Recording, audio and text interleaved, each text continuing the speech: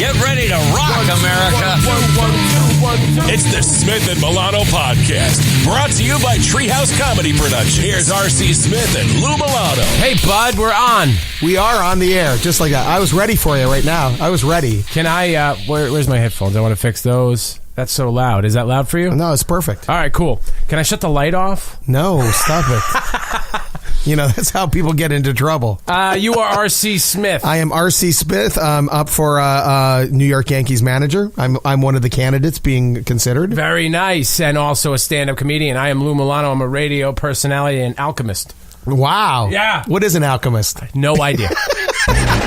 Here's one more from the road. One More from the Road is our feature where we tell you stories from the road. RC's on the road as a stand-up comedian, so typically he usually does the stories. Sometimes I have a story. This one's yours. This is mine. Many years ago, and this is a good story because you will see that even though it took place... I can't see you. 15 years ago. Okay, 15 years ago. It will magically come all the way around to today's events. Okay, so all right? hit me. So 15 years ago, I was barely a comic. I had just, it might have even been longer ago, but I was barely a comic. And I was working on the road a little bit, but I was hanging out a lot in the clubs in New York City. Okay. And back then, you could just hang out at a club, and if you hung out long enough, eventually they would put you on stage. Because eventually someone would die, or someone would be late, or someone would take a shining to you, and they would say, you know what, you've been here for a long time, why don't you do a set tonight?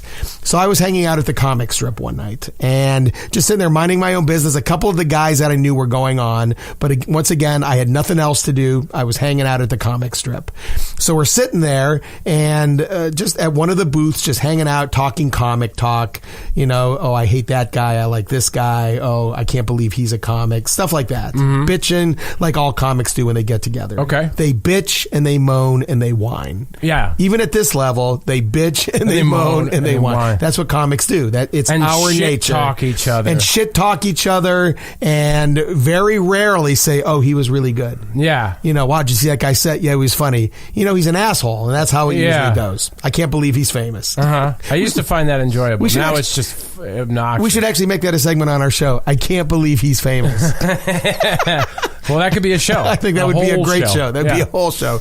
So we're sitting there talking, and all of a sudden I look up, and there's probably 5 or 6 police officers in the club walking through the front door. The fuzz. All right, which is a little weird. 5-0. Then it gets even weirder because they're coming towards our table. Okay. Now, one of my friends at the time was a black guy, a black comic. So I said, naturally, I think they're here for you. I was going to say, what is the significance of the black guy? But now, of course, I get it. I think they're here for you. Yeah, okay. Which got a big laugh. Yeah, everybody's laughing. I'm sure he laughed. Next thing, everybody laughed because it was back then when you're allowed to say stuff like that. So next thing I know, there's an Indian gentleman with the cops pointing at our table, going, that's him, that's him.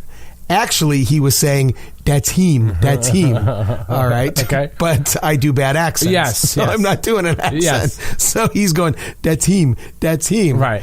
And so I said to my friend, wow, I think they really are here for you. Well, no, the guy's pointing at me. That's him, that's him. Right.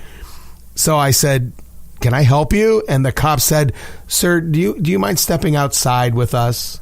And I said, yes. Yeah, very much. Very much. This sounds like the beginning of a bad night. Yeah. Stepping outside with you. Yeah, terrible. And they said, please, can you just come outside? Well, I'm very pro-cop.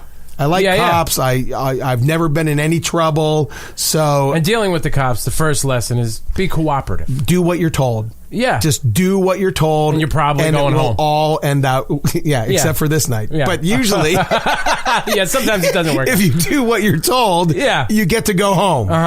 And of course, this was back in the late 80s, early 90s, when New York City was a cesspool.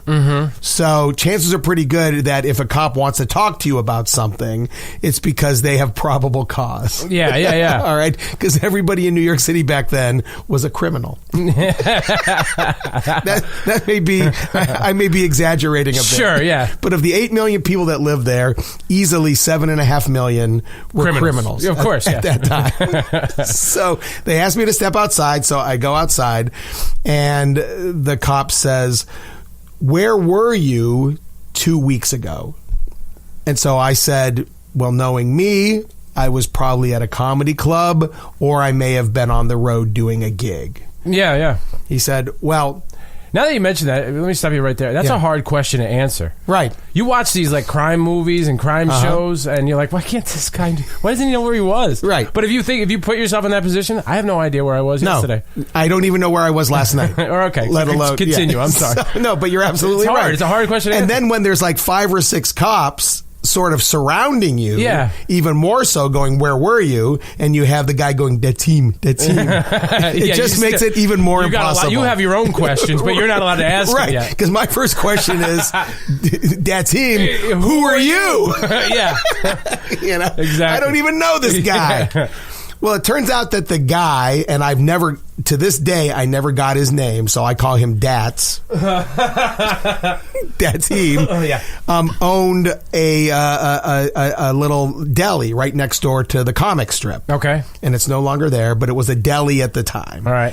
Well, it turns out that 2 weeks prior to him coming into the club, someone went into his store, robbed him, beat him up, and left, and he thought I was the guy that did it. I should add at this point that at the time I had bleached blonde hair. Oh. I had bleached blonde hair. Criminal. Tattoos. Criminal in its own right. Except for the fact that I didn't really look like anybody else at the time. But that look would stand out. Right, would stand out in his head. Yeah, so anybody with bleach blonde hair and tattoos is going down. Yeah. And so I guess when he saw me hanging out in front of the comic strip, he immediately went, that's him. Right, yeah. So he called the cops.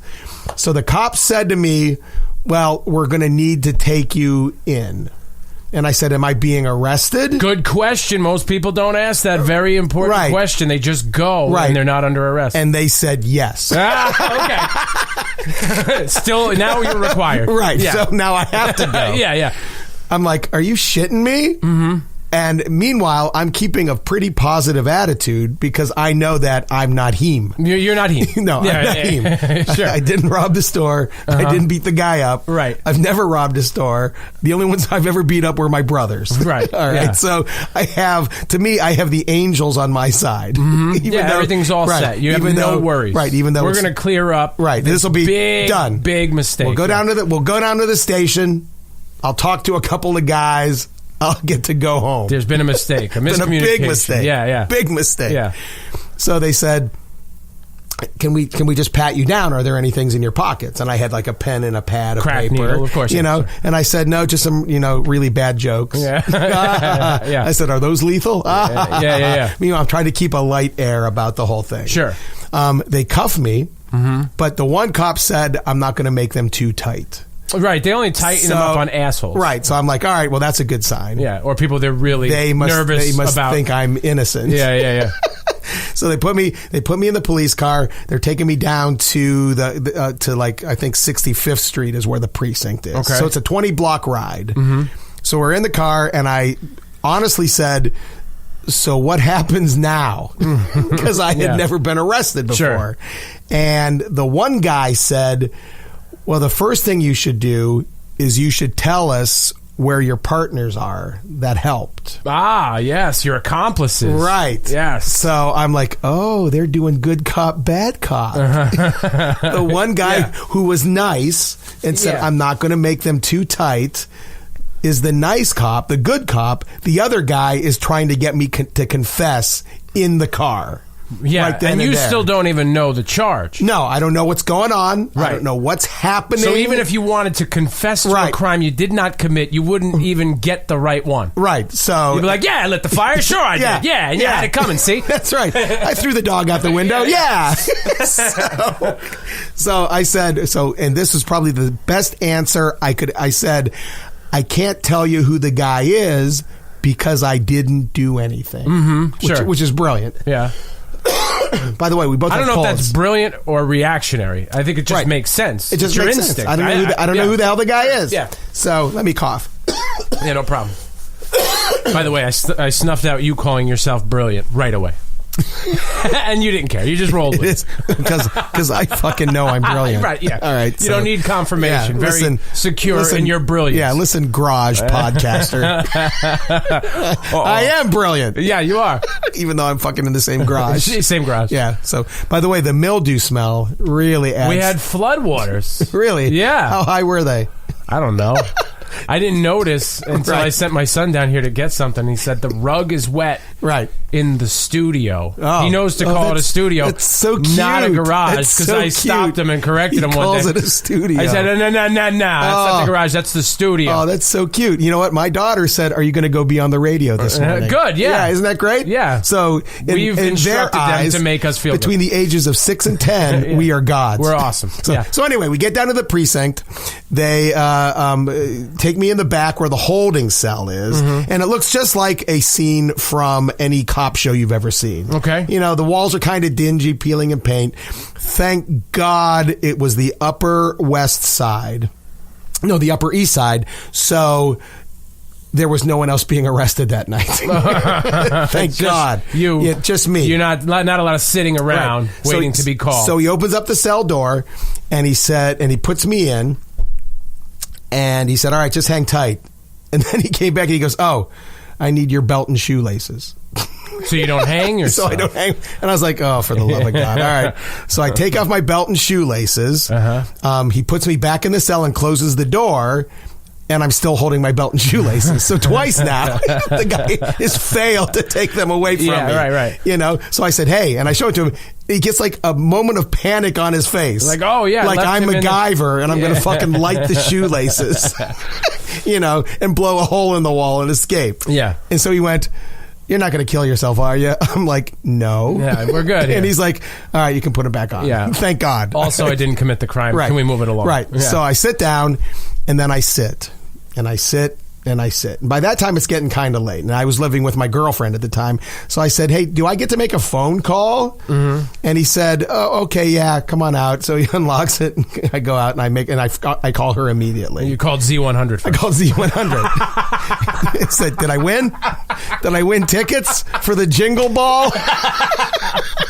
So you call your girlfriend. I'm in jail. Right. And so I said, hey, there's been a problem. Yeah. And she said, God love her. She says, what, you didn't get on stage tonight? I said, well, no, I never got on stage. But the big problem is I got arrested. Sure.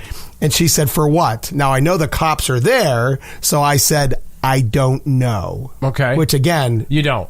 Great answers. Yeah. Play dumb. Yeah. I think. And all I could remember was the Lenny Bruce bit that he said, if you're ever caught in a compromising position by your wife or girlfriend, deny. Yeah. Even if she catches you fucking the chicken, deny. No. Chicken fucker. I'm having lunch. Chicken fucker. Yeah. Just deny. So my thought was, no matter what the cops say, I'm just going to pretend like I don't know anything, because I really didn't know anything, but I'm going to continue to know nothing. So I said, I don't know. She said, when will you be home? I said, I don't know. Yeah. I'll talk to you later. Goodbye. So they put me back in. So I'm sitting there, and the one cop, the good cop, is just typing up a report. And back then they had typewriters. So it's this quiet room. I'm in the cell. Click, click, click, click, click, click, click, ding. Yeah. Click, click, click, click, click, click, ding. And I'm like, can I tell you how to spell not guilty? Yeah. Now, here's when I knew that it was going to all work out. A couple of cops came in and like looked in the cell. They peered in and like, what do you got here? And the guy was like, nothing. I got nothing. This is stupid. This is nothing. There was no reason for me to be there. Long story short, I'm there for like 3 hours. By that time, it's almost 2:00 in the morning. They give me a desk appearance ticket, which means that I go to the front desk. They give me a ticket for whatever the crime was, beating this guy up. Yeah. And I would get a future court date. Okay. The thing got drawn out for 6 months. I had to go to court 4 or 5 times. And you were at the bottom of the pile. And they gave me a public defender whose last name was Wiley, which I thought was great. This is just for an arraignment. Yeah, which was great. I was like, all right, his name is Wiley. He must be a good lawyer. Okay. Turns out that I was working that night in New Jersey, and there was the comedy club that I worked at actually kept a log of the comics that night. Okay. And what time each one went on stage. So you had an alibi. So I had an alibi. The public defender was a new guy who was going to bring me down like I was fucking Al Capone. All right. Finally, after 3 or 4 or 5, 6 court appearances, finally the judge had enough.